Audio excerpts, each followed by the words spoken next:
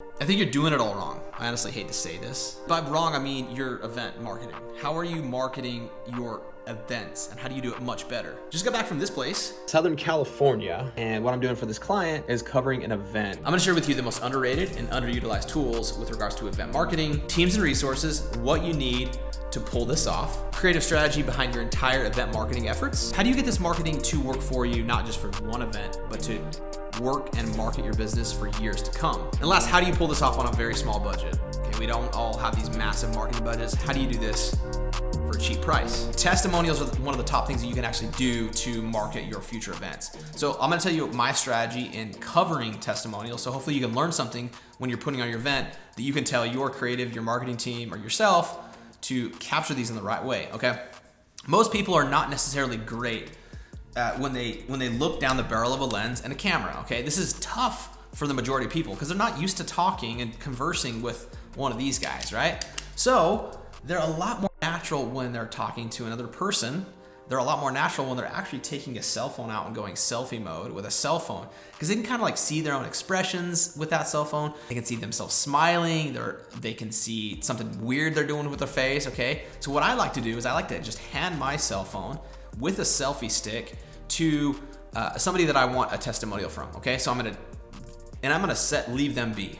People are intimidated when they're being filmed for the most part. So I like to have people be more naturally themselves. I take that, I say, okay, I give them a couple talking points. I ask them what their favorite product is. I ask them why they're there. I ask them what's going on. I ask them how long they've been working with this client, right? What they're hoping to achieve from the event. And the magical thing about this, you guys, it creates much more engaging and real content from people using their real voice and how they'd actually be. People are much more natural, like I said, when you can just give that to them and walk away. So what I love doing this because it creates that great content. So testimonials are huge because obviously you can use them on your website to promote your product as someone else talking about your brand, your product, your event. The other thing you can do is it can be the narrative that you fill out in that video. So if you look at the video that I did for Circadia in this case, I'll link it. You can actually see that the people, like both the educators and the people attending the event are the ones telling the story of what went on. They're telling the story that we're trying to craft. It's not a scripted thing that we did.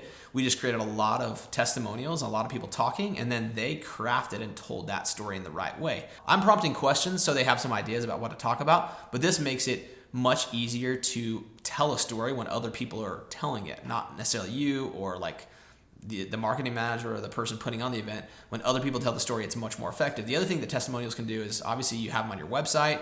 I love to create micro content with testimonials. So I might take, I ask people what their favorite product line was because I know down the road, I'm going to actually take how they describe that product.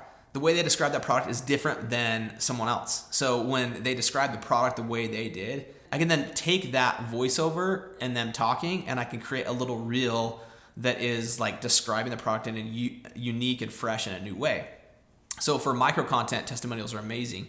And then it's just social proof. It's someone else talking about your brand, right? So this is the most underrated and underutilized thing when you're doing event marketing is not having the right and amount of testimonials and doing them in the right way. Don't stick a camera in somebody's face, okay? Even though we do a lot at the event when we're covering them, but just give them a cell phone and let them be them.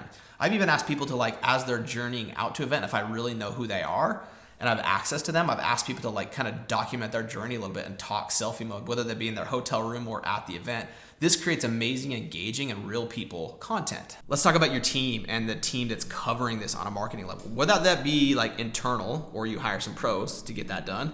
Okay, this is important to be able to document it in the right way because if it wasn't documented, it never happened. Okay, so that event needs to be documented in the right way. And it's great if people are pulling out their phones and filming it and sharing it and you're able to reshare some of that content, but be able to control the narrative, to be able to capture this in the right way and tell the right story, you've got to have the right team in place. And even if you just have a cell phone, get the job done. Have a strategy going in. So for us, we wanted to create a lot of reels, a lot of TikToks. So we had about 8 to 10 concepts lined up where we just simply asked people, okay, we asked them a question or we had them voice over something or we had them say one word because we knew we were going to later edit that into a TikTok and an Instagram reel. When you have the strategy going in, it saves so much time and you're able to capture and create a tremendous amount of content with real customers, with real people at the event. When you do this, it actually is kind of fun.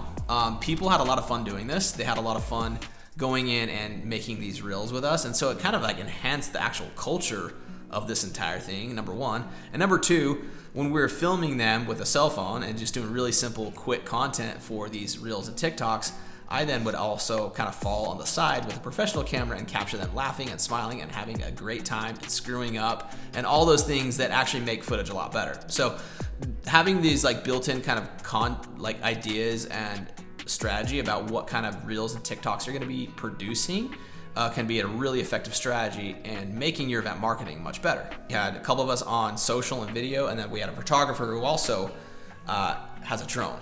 And to make your event look bigger, sometimes you have to invest, even if it's just hiring somebody who has a drone in your market, whether that be a trade show in Vegas or wherever, for an hour, for a half hour. Hire that person with a drone because it's worth it. It creates a much bigger scale towards your event. So what we did was we wanted to show the team. We can only get so close on this deck here, but then we had us kind of like yell the company name, Circadia, and then the drone flew out, right?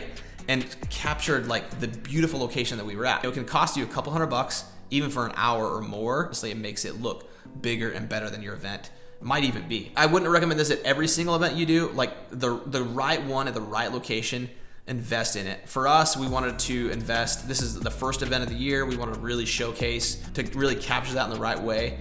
Drone was a must. All right, so let me tell you something that you don't want to do. You don't want this video that you produce or this marketing you produce to market future events to just be a highlight reel. You don't want it to be like a highlight reel for that specific time in that event. What I mean by that is when you're going through the effort to create content, to take pictures and to create videos to cover your event, you're actually gonna want to make it more evergreen. And what I mean by that is that is that video gonna be relevant in 3 years from now on YouTube, okay? Or on your website? Because rather than like make this like a highlight reel for this event, although we did that in the YouTube episode I put out, I made it about something that's gonna be relevant for many years to come. For example, one of the main things that we covered was a skincare technique on a facial called dermaplaning. It's where they take a blade and they actually take it at a 45-degree angle and do this exfoliation technique. And so this is a really trending thing. This is gonna be relevant in years to come. And so I didn't put the title of the video on YouTube as like event recap coverage 2022. I made it like, hey, dermaplaning is the next big thing in skincare. Okay, so I made it more evergreen, and I made sure when I edited the video to put inside there. You can check out the video in the link above, but I made sure to put inside there content that was like gonna be relevant, not to that event, but like a future events or future education or relevancy about what we're doing in the event, right? And so make your content evergreen. Don't just do a recap video. All that's great, and we did that. We also treated recap videos for little mini reels and stuff like that. But how do you make it evergreen so it's gonna last on YouTube forever? So if you've got a trade show and you're covering an event, try to like have a narrative that teaches somebody something about like who you are as a business or what you offer as a business, right? And with those testimonials, right, we can have other people tell that story for us, but just make it last forever. Don't make it just a one-off recap video. How do you pull all this off without a big budget, without a marketing team and some pros to get you taken care of, right? That's a good question. If you can't fly a team out there and put them in a hotel, how do you leverage and work with like a local videographer, photographer to give you at least a little bit of event coverage, right? You might be able to document and tell the story through cell phones and selfie sticks and everything like that. At least get some professional footage, right? So it might be finding, like, say your event is in Las Vegas, Nevada. Well, what I would do is I wouldn't like hire an agency or a production company to cover my event in Las Vegas, Nevada, because they're gonna charge a ton of money. I would instead go to Instagram, search for hashtag Las Vegas wedding photographer, right? Hashtag Las Vegas photographer. You might find somebody on there who has, they're not huge on social media, but they take amazing photos, and contact them and say, hey, we would love for you to come and cover our event. It's only 3 hours. We need some coverage for, and they might be into videography as well, but you're able to get rates much cheaper when you just hire kind of a freelancer who does like a lot of wedding and family stuff than you are an actual agency. So it's about having the strategy, right, and directing that photographer, that videographer in the right way. They just need to be directed.